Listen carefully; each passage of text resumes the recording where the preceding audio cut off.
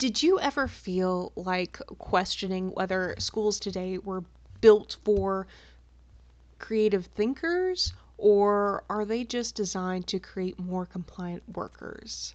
If you're wondering about this history, then stay tuned.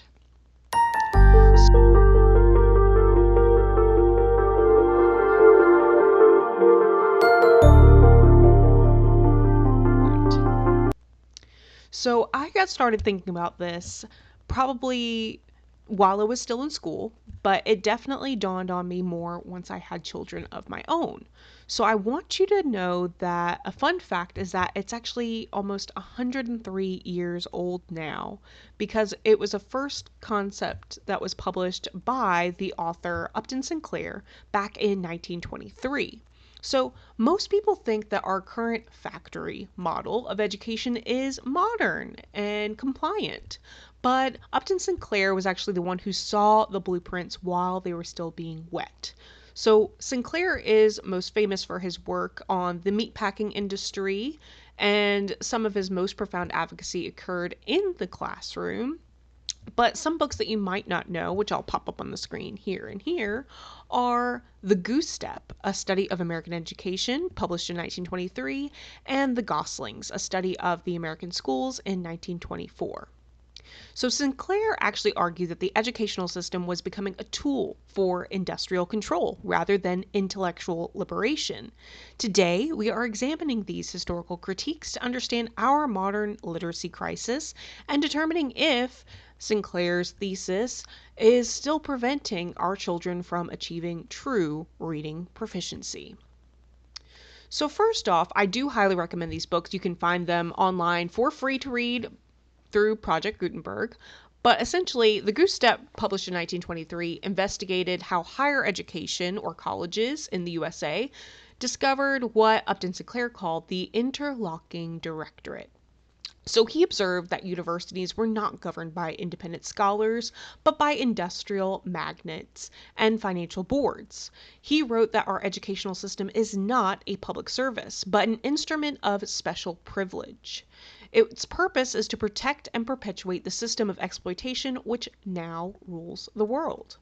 This wasn't just a critique of colleges. In his follow-up work, The Goslings, which was published in 1924, he started to shift his focus to the K through 12 school model, arguing that the primary goal was to instill social cement into the youth.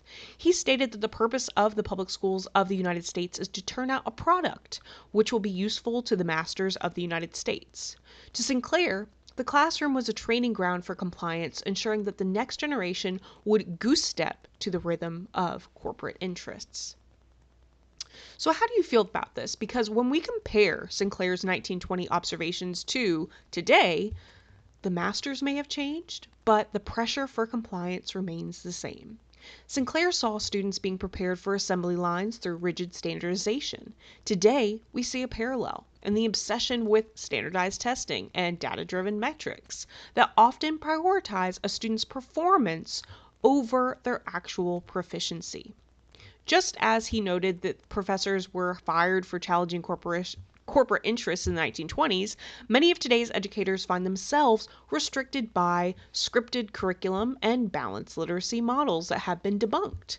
These models often ignore the new science of reading, which is a body of work that we understand and is established. And this rivals the profitable commercial programs that still hold whole language and debunked balanced literacy practices. So, in both eras, we can see that a system that resists evidence based change is that change threatens the status quo of the educational hierarchy. So, this is where I want you to start to see your advocacy grow as a parent, a teacher, or a tutor, or even a student yourself, because it's vital. Upton Sinclair's primary fear was the creation of a compliant population that lacked the tools to question authority. In the modern era, the most effective way to ensure that compliance is to fail at teaching foundational literacy.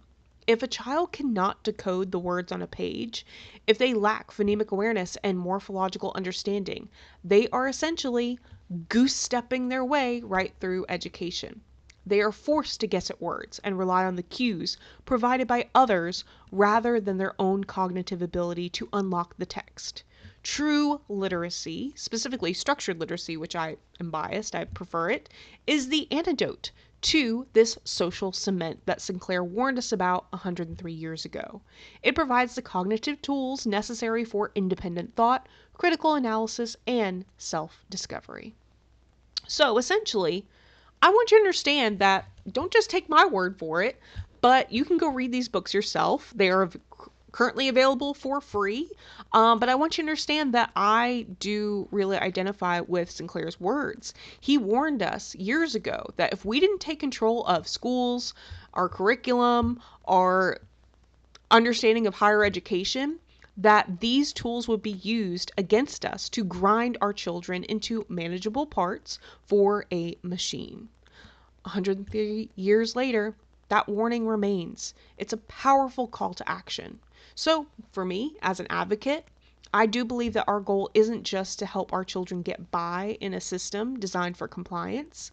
I think our goal is to trade that compliance for competence. We must move away from instructional goose-stepping and towards the evidence-based practices that actually unlock the human mind. History taught us this problem. Now, I think it's time for us to be the generation that finally builds the solution with structured literacy, structured numeracy, and essentially the science of learning. So if you're interested, please like and subscribe. I am thinking about publishing more videos just on my thoughts and sharing more books that I love about history and my views and how they've changed now that I know more and I know how to do better. But essentially, thank you for watching.